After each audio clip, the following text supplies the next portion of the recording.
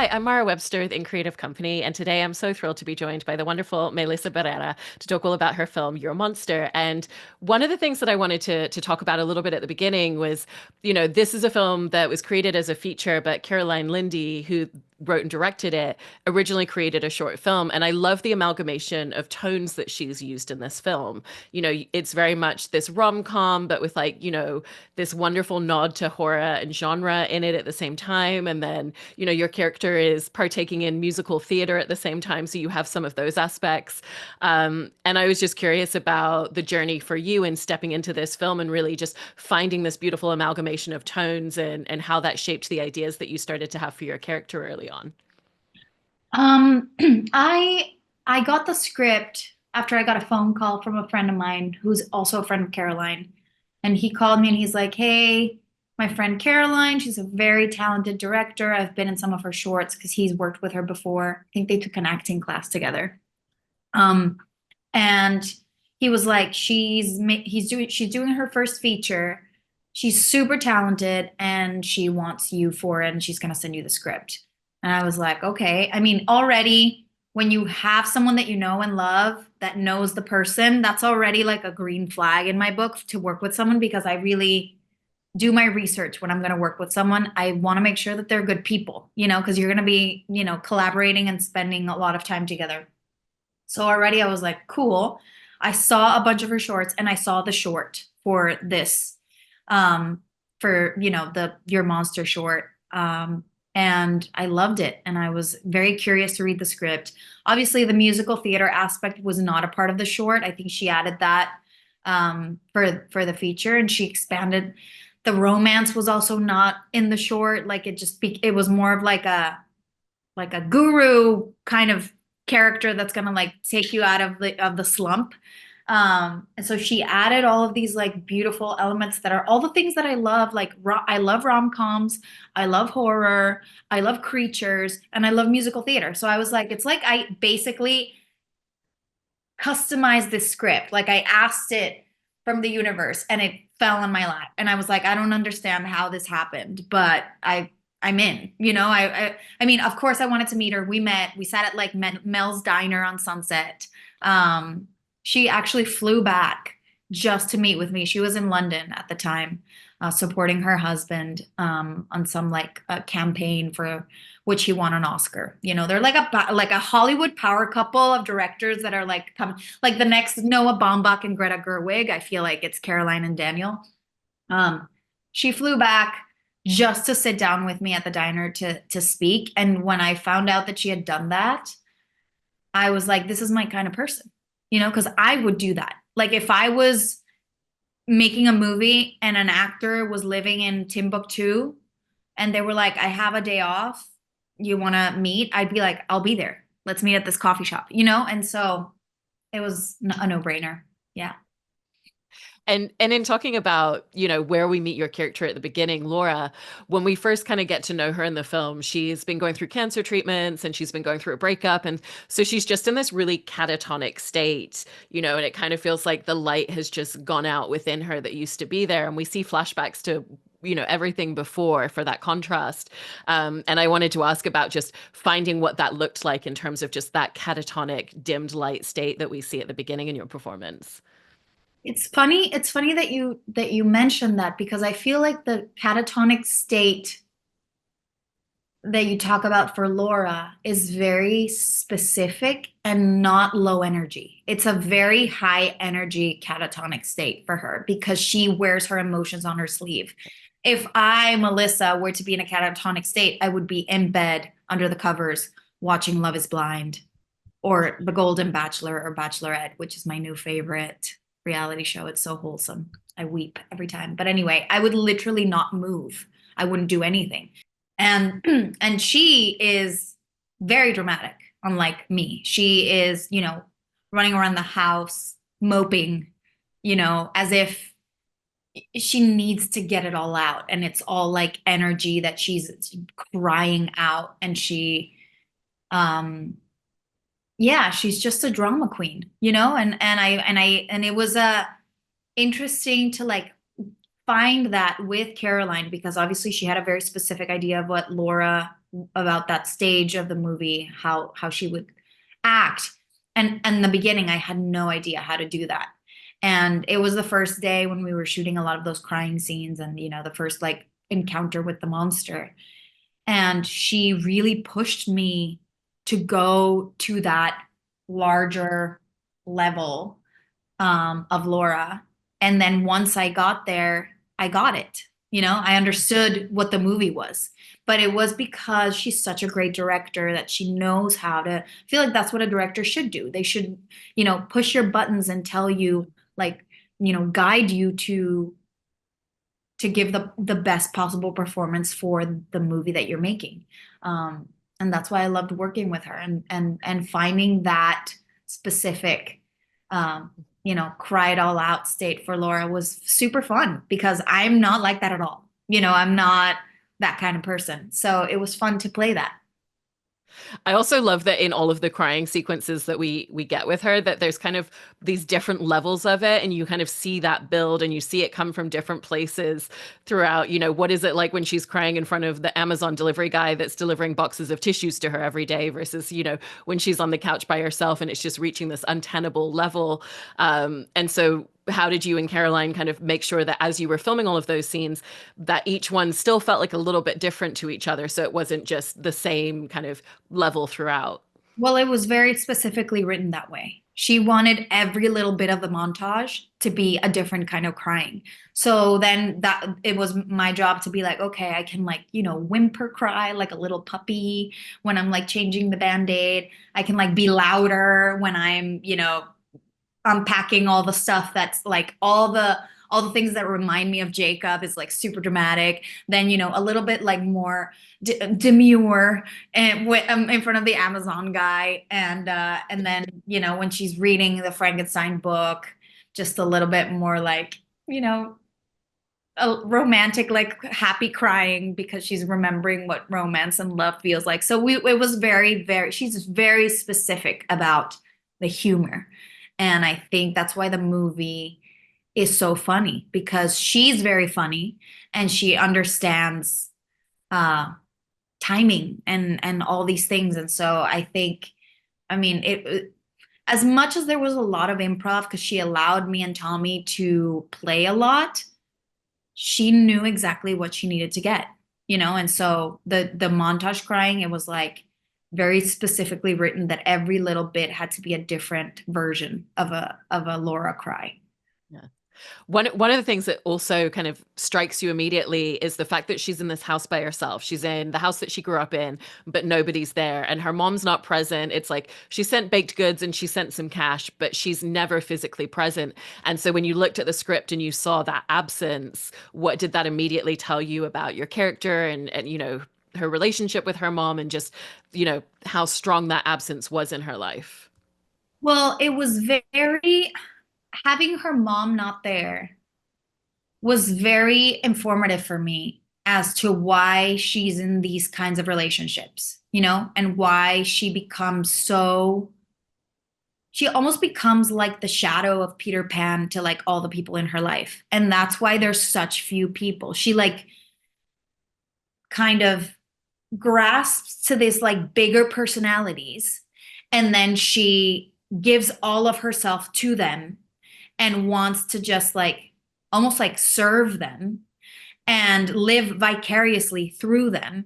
And so, because in the beginning I was like, why doesn't she have any more friends? I would ask Caroline, I was like, why is she so lonely?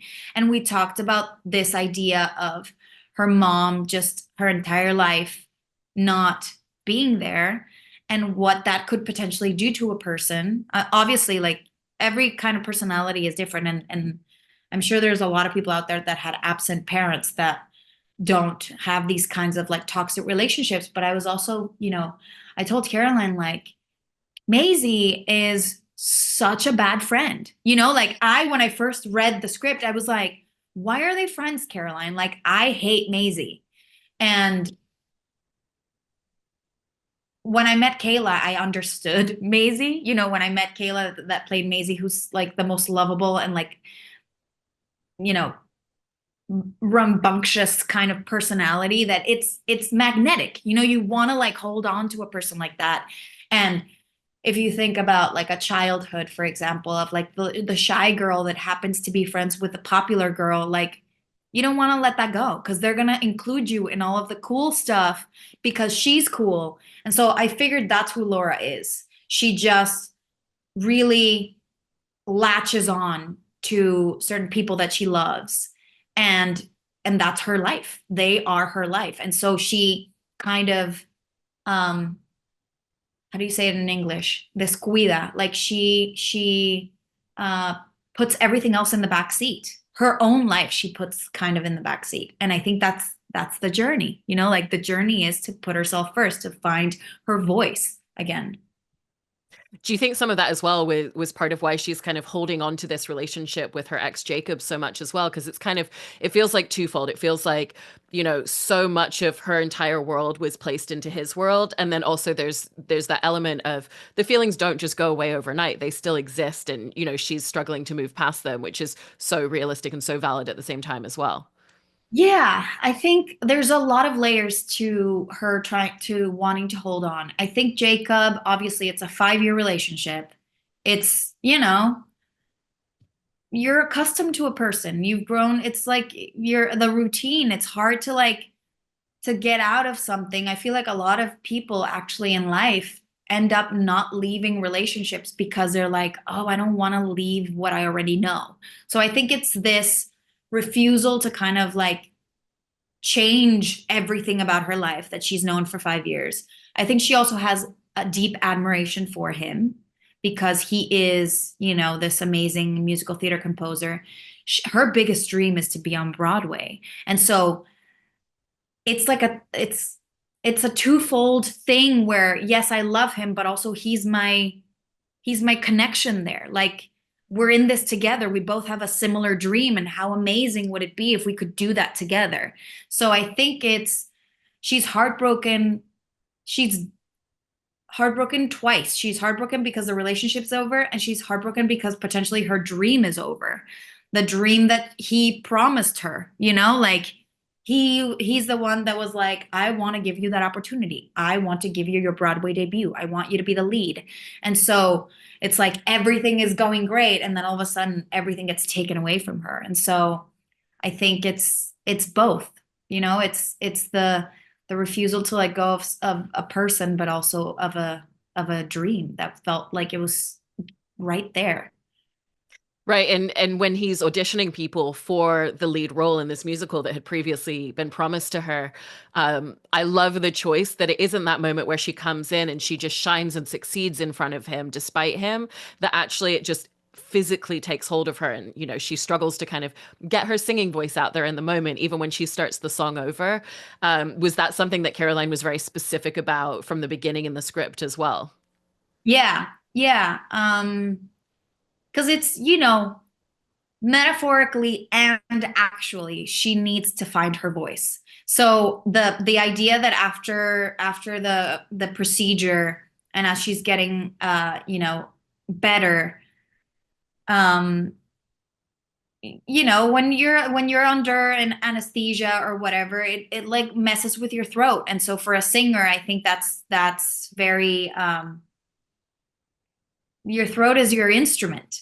And so I feel like she's trying to get her voice back, and she's trying to like sing again, and she's out of breath, and so she doesn't have the control that she needs to sing, and she's depressed, and she's, her life feels like everything is crumbling.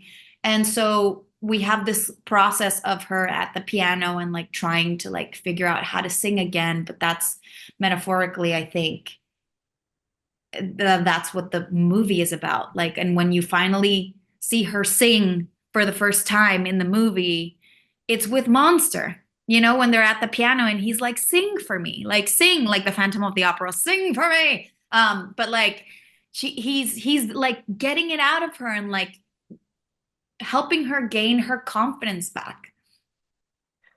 Yeah, I love that. And I actually wanted to ask about, that relationship that you've built with Tommy Dewey, who plays Monster in the film, because it's such a beautiful way that it so naturally builds, where at the beginning they're almost squabbling like siblings or roommates, like, you're in my space. No, you're in my space. I don't want you here. And then they just start to kind of gradually become the most unvarnished versions of themselves in each other. Like they don't have to put up any sort of pretense with each other. And so how did you and Tommy really arc out where you felt like those changes were going to come and where you felt like they were going to get a little bit closer with each other? We we got to play a lot. Tommy is so hilarious and such a dork, and I adore him. He's such a good actor. It was so fun to have him as a scene partner, and we shot all of the house first. So the first 2 weeks of shooting were all Monster and Laura, just that. So it was our own little world. We like dove deep into that. And we talked a lot about it. We talked a lot about the progression of the relationship and when things would start to switch and who would be kind of the one that was like softening more at certain points, and so that it felt like a back and forth a little bit until they're gradually like getting more comfortable with each other. And then is there a little bit more, there's like moments where Laura is looking at him after the Shakespeare monologue where she's like, is he hot? Like, what is happening? And she's just like, doesn't understand what's going on, still has so much other stuff to deal with.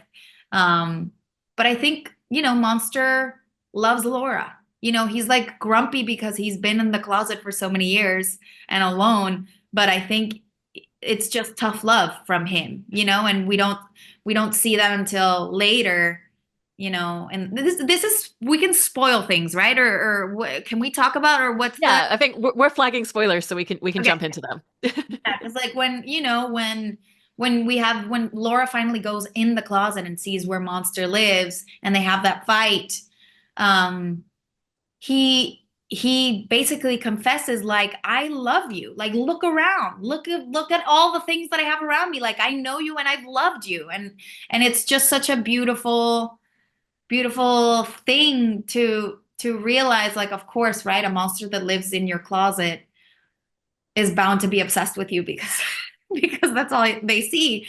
But I just think it's like such a sweet thing to have in that moment, because he's been stealing all of these little things from Laura and basically just creating this like altar for her. And in his like tough love way, he is trying to get her to be the best version of herself that she can be, to embrace every part of her and to not be, to not let people walk all over her. One of the things that I love about that scene as well when they have that argument is it's so full of emotion for both of them, and but the things that they're saying are not the things that they're really kind of thinking in their heads. For her to say, I can't believe you stole all my socks all these years, I needed those socks, it's nothing to do with the socks whatsoever.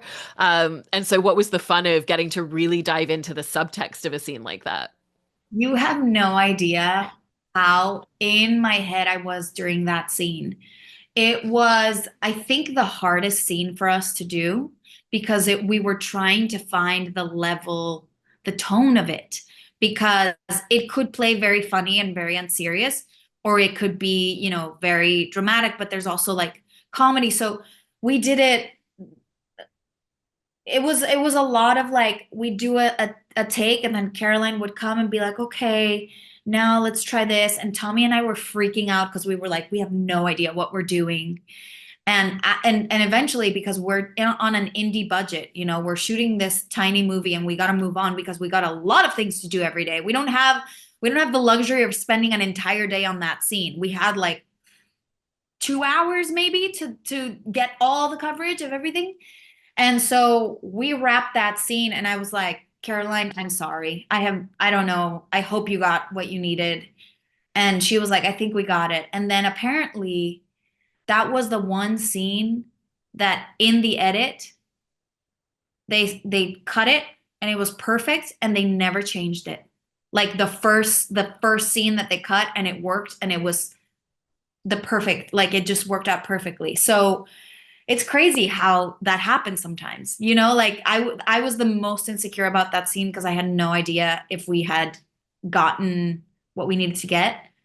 Um, And probably that fear in me and that insecurity helped to the emotion of the scene, you know? It's one of my favorite scenes between the two of them because it's so packed with everything between them. Um, I also wanted to ask about, since we're kind of since we're in spoiler territory land already now, the decision that Laura makes to backslide with Jacob at a certain point, even though she's started entering into this romantic relationship with Monster, there's still that moment where the moment that Jacob shows a glimmer of interest in her again, she does have that moment. But did you also feel like it was kind of pivotal for her to have that experience in order to be able to truly move on afterwards? Yes, I think I understand it though. Like, I never judged her because I was like, I get it. You know, you have all this history with this person. And like you said it, you don't turn off your feelings. You can't stop loving a person just when you decide to. That's just not how feelings work. So I feel like there's so much in her that in that moment, even though everybody's like, no, like in every screening that we've seen, everybody's like yelling at the screen and at Laura because she's, regressing. But I do think that it was like the closure that she needed. It's like she saw him clearly after that. And it was kind of like a disenchantment moment of, oh wow, like I had you on a pedestal and now I see you for who you are, And I think she just needed to get all that out of her system and then, get angrier. I know because you're obviously talking at the beginning about Caroline really encouraging you to push further and further when it came to like the crying and the emotions that she's feeling then. Was she doing a similar thing when it comes to the sequence where they're in the middle of theater rehearsal and Laura just starts unleashing everything that's been building against Jacob? And she starts off pretty hot already. She's already at like a 10, but then it's like, now we're going to 11, now we're going to 12. And it's just everything I've ever felt about you in any moment is coming out right now in front of everybody. Yeah. Yeah. Like I said, Caroline is an amazing director. And I had an idea of, what the scene needed to be because I always, when I read that scene, I was like, okay, this is the moment where hopefully people in the theater are like saying, you go, girl, like that kind of thing. Like I want that energy. And so I was like, this has to be, explosion, like fire coming out of her ears, like everything. And she just gave me a really good note. And she was like, play with your voice, like play with the intonation of your voice and go high and go low. And so that's when I found the, like when she's like making fun of him and like going down. And yeah, that was a super fun scene to do because we also had all the dancers there. And they, like we were shooting in the theater for a couple of days. I think we shot in, all the like on stage stuff in like 2 days or three maybe. And so the dancers were only there for that. That's the only part of the movie that they see, like they don't know anything else. And it was amazing to have an audience for that, like to actually be doing that and to have them all like genuinely reacting. It was super fun. One of the things with the romance with Monster as well that I love are just the idiosyncrasies that feel so specific to them and the idea that it is a monster in your closet that's been there your whole life that you're falling in love with. And even just things like when they are already romantic, but they tuck themselves into bed together at night, he's sleeping underneath the bed while she's on top of the mattress. And were those things that Caroline was very specific about, even from the script stage, and just really finding those details that would be a little bit different because it's a monster from the closet. Yeah, she was. I mean, a lot of it was in the script, and a lot of it was us playing and finding things. She let us do a lot of improv, and she would also like as we were doing takes, she'd have ideas and then yell it from the monitor. She'd be like, "Now tell her this. Now you say this.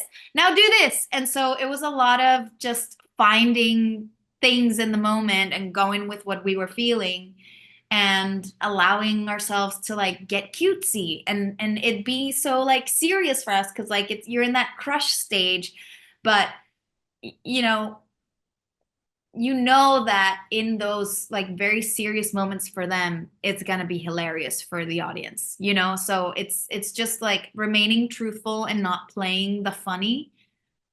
Like for example, a moment that gets a lot of laughs in the movie is when I come down the stairs dressed as the Bride of Frankenstein, and the monster looks at me and goes like, you know, like he grabs his heart, like it's like this is the most gorgeous creature he's ever seen. Obviously, as the Bride of Frankenstein, and people like die laughing in that moment. But it's so genuine, you know, for him. So it was finding a lot of those little moments. But it was so fun. It was so fun. I also did want to talk a little bit about the very end of the film because I love that musical performance that you give right in that final scene, not just because it's an amazing musical performance, but because it says so much about the character and this entire journey that she has been on and everything that's just happened backstage in the theater right before she's going out. And so, how did you set about mapping out what that scene was going to look like with Caroline? I honestly like, and I actually like told Caroline and Kayla this. We did not map anything out for that performance. Um, it was just kind of all improvised and what I was feeling in the moment. Um, because I was going to be alone on stage, you know, and I didn't want it to feel choreographed. So I was like, let me just feel it out. And I'm going through, you know, Laura's going through an emotional journey because someone just died and now she has to keep performing. And so it's this idea of as the song progresses, she goes from like shocked to wait a minute, actually like this feels great and now I'm gonna let it all out and this is my moment, like I'm finally here and I'm angry but I'm also like look at me, like this is my moment, I'm the star, you know, like I'm finally getting the attention that I deserve and I finally found my voice and it was so beautiful to get to have. I mean, shout out to the Lazors, the Lazor brothers who were the composers of all the original music in the movie. um Imagine having to write an original. They wrote like four songs for this fake musical that we have in the, you know, the House of Good Women. That's the musical in the movie. So they wrote this musical um, that had to have songs that were ridiculous because it's a show about, you know, a finishing school for women written by a white dude, and it's supposed to be like empowering, but like he's so narcissistic that it's like, how do you make it like it's still good, but it should be like, huh? Like that's weird. And also the song had to be good because it's the finale of the movie.